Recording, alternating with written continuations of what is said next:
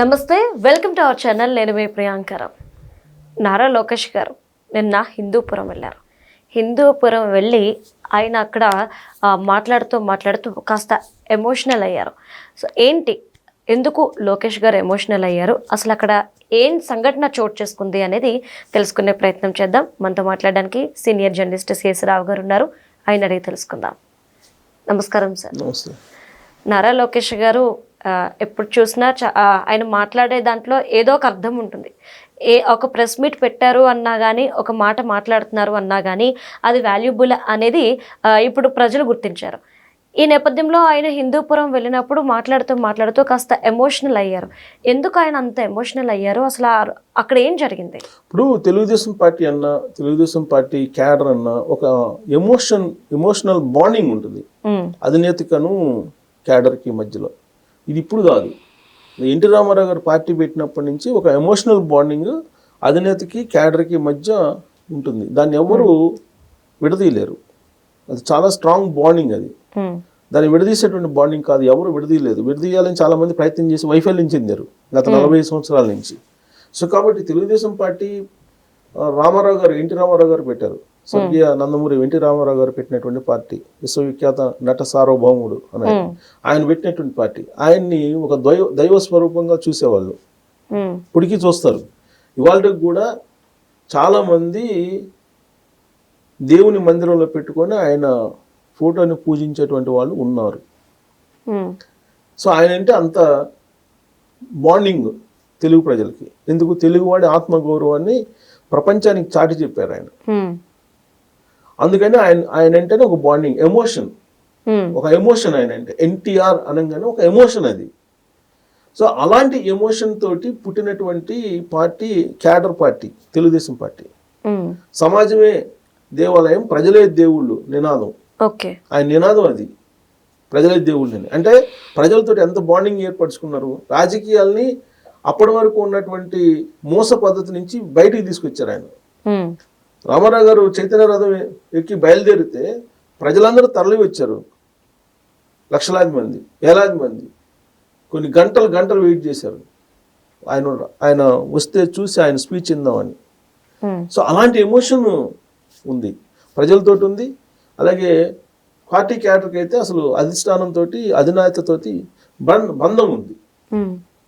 So కాబట్టి Telugu Desam party Mahanadu జరిగేటప్పుడు, ఇప్పుడంటే కొంచెం పార్టీ పరంగా మారిపోయినాయి రాజకీయాలు. ఒకప్పుడు తెలుగుదేశం పార్టీ మహానాడు అంటే ఆ మహానాడికి అన్ని పార్టీల వాళ్ళు కూడా వచ్చేవాళ్ళు. మహానాడు అంటే అది తెలుగు పండుగ అని, అదేదో పార్టీ పండుగ అని భావన ఉండేది కాదు రామారావు గారు ఉన్నప్పుడు. సరే, ఇప్పుడు కూడా ఆ భావన ఉన్నప్పుడు కూడా మారినటువంటి రాజకీయ పరిస్థితుల దృష్ట్యా వేరే విధంగా ఉంది, పార్టీ పండుగ లాగా ఉండేది. కానీ ఒకప్పుడు రామారావు గారు ఉన్నప్పుడు అది తెలుగు పండుగ లాగా ఉండేది. ఒక సంక్రాంతి, ఒక దీపావళి, ఒక దసరా లాగా అది కూడా ఉండేది ఉమ్మడి ఆంధ్రప్రదేశ్లో. సో అలాంటి బాండింగ్ ఉండేది. అలాంటి బాండింగ్ ఉన్నటువంటి పార్టీకి ఇప్పుడు ఎవరు పవర్ పాయింట్, ఎవరు చంద్రబాబు నాయుడు గారు తర్వాత లోకేష్ గారు. ఇప్పుడు లోకేష్ గారు చుట్టూ తిరుగుతుంది పార్టీ, ఎవరు అవును అనుకున్నా కాదన్నా. సో ఇప్పుడు హిందూపురం వెళ్ళారు ఆయన. దానికంటే ముందు నెల్లూరు జిల్లా కావలి వెళ్ళారు. కావలి వెళ్ళి మాలేపట్టి సుబ్బానాయుడు చనిపోతే వాళ్ళ కుటుంబ సభ్యుల్ని పరామర్శించారు ఆయన. పరామర్శించిన సందర్భంగా ఆయన ఎంత ఎమోషన్ ఫీల్ అయ్యారో అబ్జర్వ్ చేసుకోవచ్చు విజువల్లో. అంటే తన కుటుంబ సభ్యుల్లో ఒకరిని కోల్పోయాము అనేటువంటి ఫీలింగ్ ఆయనలో కనిపించింది. అందుకే ఆ కుటుంబాన్ని నేను ఆదుకుంటాను, రాజకీయంగా కూడా నేను అండగా ఉంటానని చెప్పి హామీ ఇచ్చారు అక్కడ వాళ్ళ కుటుంబ సభ్యులకి. అలాగే తెలుగుదేశం పార్టీ క్యాడర్కి ఇప్పటి వరకు నారా లోకేష్ గారు కార్యకర్తల సమన్వయ కమిటీ కన్వీనర్గా ఆయన రాజకీయాన్ని, ప్రత్యక్ష రాజకీయాల్లో ప్రారంభించారు. ఆయన తెలుగుదేశం పార్టీ కార్యకర్తల సమన్వయ కమిటీ కన్వీనర్గా ఆయన ప్రారంభించారు రాజకీయాన్ని. చంద్రబాబు నాయుడు గారు తెలుగుదేశం పార్టీలో కర్షక పరిషత్ చైర్మన్ గా ప్రారంభిస్తే, లోకేష్ గారు తెలుగుదేశం పార్టీలో కార్యకర్తల సమన్వయ కమిటీ కన్వీనర్ గా ప్రారంభించి మిగతా పార్టీలు ఏవి కూడా చేయని విధంగా కార్యకర్తలకి బీమా సౌకర్యాన్ని కల్పించారు. సభ్యత్వం తీసుకున్న ప్రతి ఒక్కరికి ప్రమాద బీమా కల్పించారు. ఇప్పటి వరకు కార్యకర్తలని దాదాపుగా ఒక 500 కోట్ల రూపాయలతోటి ఆదుకున్నారు ఆయన కార్యకర్తలని ఇప్పటి వరకు. అంటే రకరకాలుగా రాజకీయాల్లో ప్రాణాలు కోల్పోయినటువంటి వాళ్ళు, లేదా ఆర్థికంగా నష్టపోయినటువంటి వాళ్ళు, ఇలా ఎన్టీఆర్ మోడల్ స్కూల్ చూస్తే ఎన్టీఆర్ మోడల్ స్కూల్ మీరు ఎంత రికమెండేషన్ చేసినా కానీ సీట్ ఇవ్వరండి. అవును. ఒక తెలుగుదేశం పార్టీ వాళ్ళకే వస్తుంది. Telugu Desam party cadre, Telugu Desam party కుటుంబ సభ్యుల్లో ఎవరైనా ఈ రాజకీయంగా చనిపోవటమో లేదంటే దెబ్బతింటమో జరిగితే వాళ్ళకి ఇస్తారు, దాని ప్రొఫైల్ ఉంటుంది. కానీ ఎవరు రికమెండ్ చేసిన ఎవరు ఆ స్కూల్లో. అక్కడ ఐఏఎస్లు ఐపీఎస్లు తయారవుతున్నారు ఇప్పుడు. అవును సార్. సో అంత ఫ్యామిలీని, ఒకవేళ కుటుంబ పెద్ద నష్టపోతే పార్టీలో ఆ ఫ్యామిలీలో ఉండేటువంటి వాళ్ళని ఆదుకునే దానికి పెట్టినటువంటి స్కూల్ అది. ఎన్టీఆర్ ట్రస్ట్ సేవలు అందిస్తుంటుంది.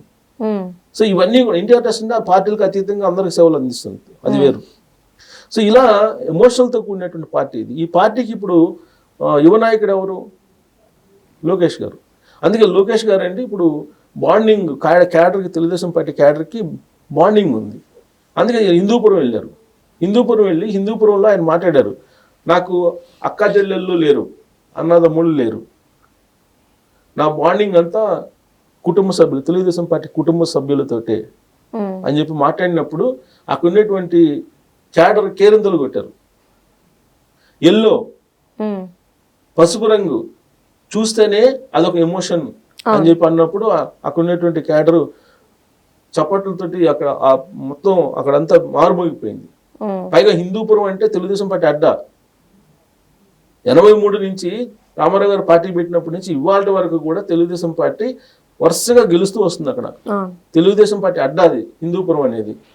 సో కాబట్టి హిందూపురానికి తెలుగుదేశం పార్టీకి అవినాభాసం ఉంది. అలాగే తెలుగుదేశం పార్టీ అధినేతకి క్యాడర్కి మధ్య బాండింగ్, స్ట్రాంగ్ బాండింగ్ ఉంది.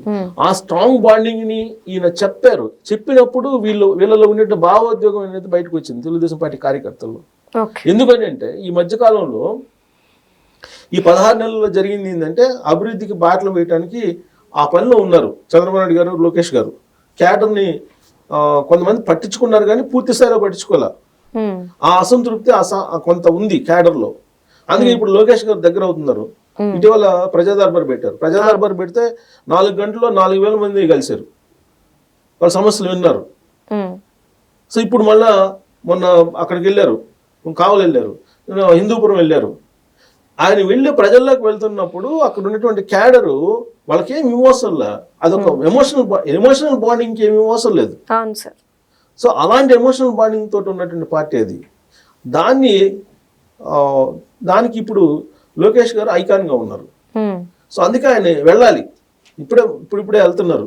ఈ 16 నెలల పాటు బిజీగా ఉన్నారు కదా, గాడి తెప్పినటువంటి రాష్ట్రాన్ని మళ్ళీ గాడిలో పెట్టే ప్రయత్నం చేస్తున్నారు అని చెప్పి చెప్తున్నారు కదా వాళ్ళు. సో ఆ పనిలో బిజీగా ఉన్నారు. ఇప్పుడు కొంచెం రేపు వైజాగ్ సదస్సు అయిపోయిన తర్వాత ఇంకొంచెం ఫ్రీ అవుతారు. అప్పుడు క్యాడర్ తోటి ఇంకా కొద్దిగా మమేకం అయ్యే అవకాశం ఉంది. ఇంకోటి ఏంటంటే చంద్రబాబు నాయుడు గారు అంటే కాంగ్రెస్ నేపథ్యం నుంచి వచ్చినటువంటి లీడర్. సో లోకేష్ గారు అలా కాదు. లోకేష్ గారు బై బర్తే టీడీపీ డిఎన్ఏ. సో కాబట్టి ఆ టీడీపీ భావజాలం, ఎన్టీ రామారావు గారు తాత, తండ్రి ఆత్మవిశ్వాసాన్ని తెలుగుదేశం పార్టీలో నింపినటువంటి లీడర్. రామారావు గారు పార్టీ పెట్టినప్పటికి కూడా తెలుగువారి గౌరవాన్ని ఆయన చాటి చెప్తే చంద్రబాబు నాయుడు గారు తెలుగుదేశం పార్టీ ఆత్మవిశ్వాసాన్ని పెంచారు.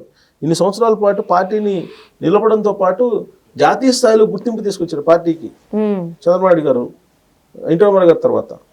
సో కాబట్టి ఆ తర్వాత ఇప్పుడు లోకేష్ గారు లోకేష్ గారు ఒక ఎమోషనల్ బాండింగ్ని చూపిస్తున్నారు. ఆ ఎమోషనల్ కూడా ఫీల్ అవుతున్నారు క్యాడర్. అది కంటిన్యూ అవ్వాలి. ఇప్పుడు మనకు హిందూపురంలో కనిపించింది, ఎల్లో కలర్ కనిపిస్తేనే అదొక ఎమోషనల్ అని చెప్పగానే క్యాడర్ అంతా కేరింతలు కొట్టడం అంటే ఎంత ఎమోషనల్ ఉంటుంది. ఆయన ఈ మధ్య జనరల్గా చంద్రబాబు నాయుడు గారు అంటారు కదా, ఎన్టీఆర్ గారు నమస్కారం పెడతారు, ఆయన స్టైల్ వేరు. లోకేష్ గారు ఇలా అనంగా ఎడం చేస్తారు అంటారు. ఇట్లా అనగానే జనాలందరూ ఇప్పుడు కేరింతలు కొడుతున్నారంటే ఒకప్పుడు ఈయన్ని పప్పు అన్నటువంటి వాళ్ళుగా కాస్త ఇప్పుడు భయపడేటువంటి పరిస్థితికి వచ్చింది. సో ఇప్పుడు మాస్ లీడర్గా ఎమర్జ్ అవుతున్నారు. ఒకప్పుడు క్లాసు ఇప్పుడు అంతా మాస్ తో పాటు అటాచ్డ్ బాండింగ్ అనేది స్ట్రాంగ్ చేసుకున్నారు లోకేష్ గారు. సో రాబోయే రోజుల్లో ఇలానే జిల్లా పర్యటనకి వెళ్ళి క్యాడర్ తోటి ఎమోషనల్ బాండింగ్ ఏర్పరచుకుంటే 2029కి తిరుగు లేకుండా ఉండే అవకాశం ఉందనేది లోకేష్ గారి యొక్క ఆలోచన. అందుకే ఆ దిశగా ఆయన వెళ్తున్నట్టు కనిపిస్తుంది. Right. Thank you so much sir.